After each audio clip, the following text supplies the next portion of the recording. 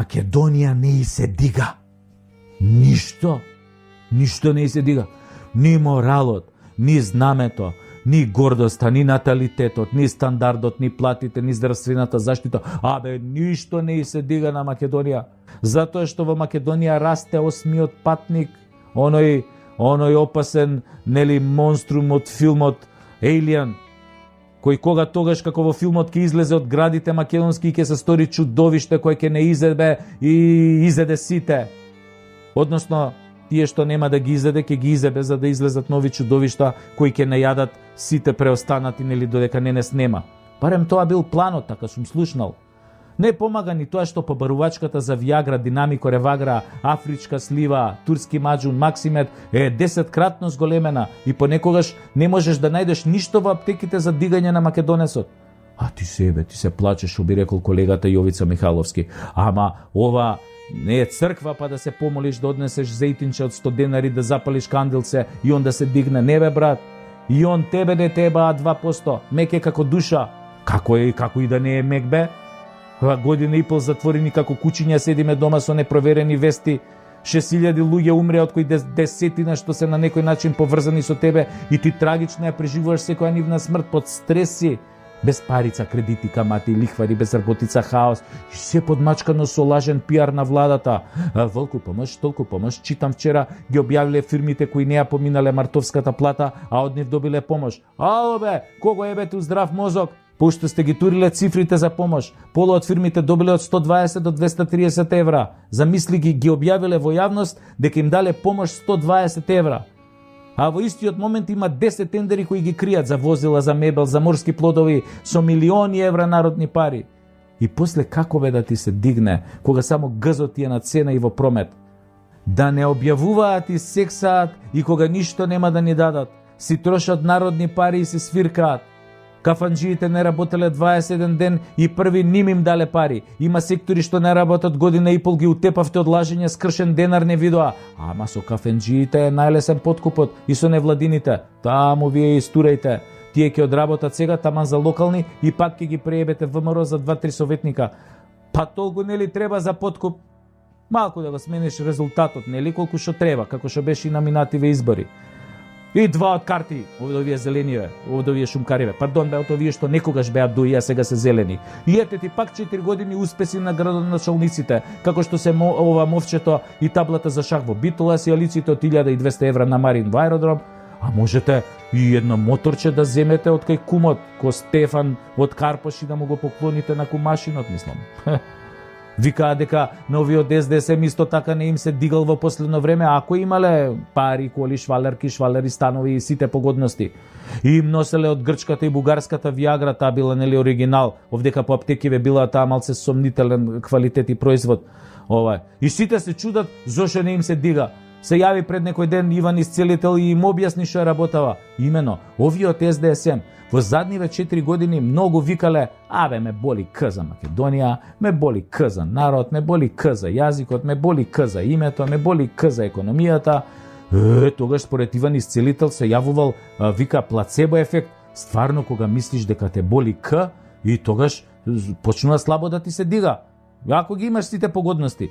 И кога ќе ти текне дека и Рашко викаше, додушан викаше ме боли Стојко, и Дон Мијалков исто викаше дека го боли, и тогаш некако слабо ти се дига. А кога ќе ти текне дека и Миле ми текна се на К ставаше, ама него он го изеде и без Виагра, мислам психата него губи и сега не му се дига и на него. Па другари од власта, не ебеме ние, ама нема да ебете и вие, бидејќи сите сме сјебани од вас во мозокот. А кај што работи мозок, таму Виагра не помага. За мозок има едни други апчиња, ама и тие не помагаат секогаш и кај секому.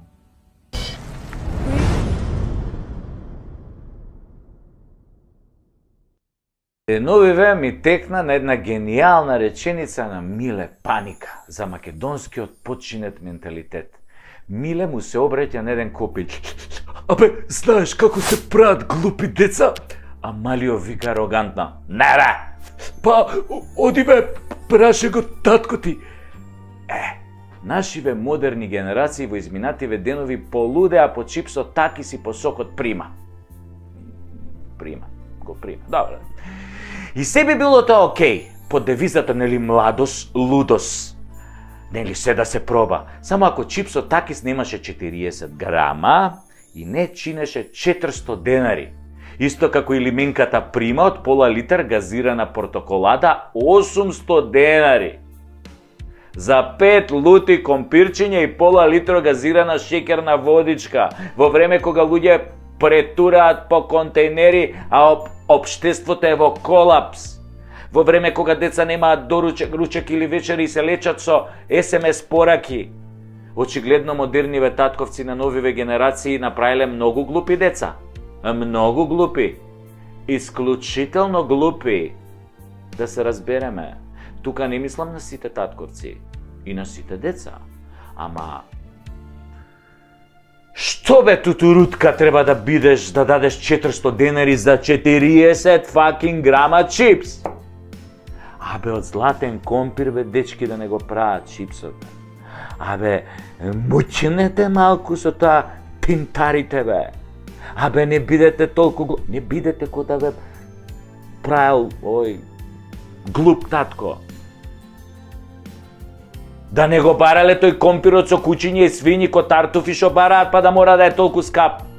Па кило компир е на пазар, бе, 40 денари, бе, 10 пати помалку од 400 денари, односно според пресметката, овој компир би требало да чини 10.000 денари кило. Ако го продаваат како тој чипсот. Какви тартуфи, какви бакрачи, бе. Исто и со тоа сокчено прима. Пола литра оранжада, рекламирана од некој амерички јутјубер, значи тој курац на бициклу, курац на бициклу са издишаним пневматицима. 400 денари, бе.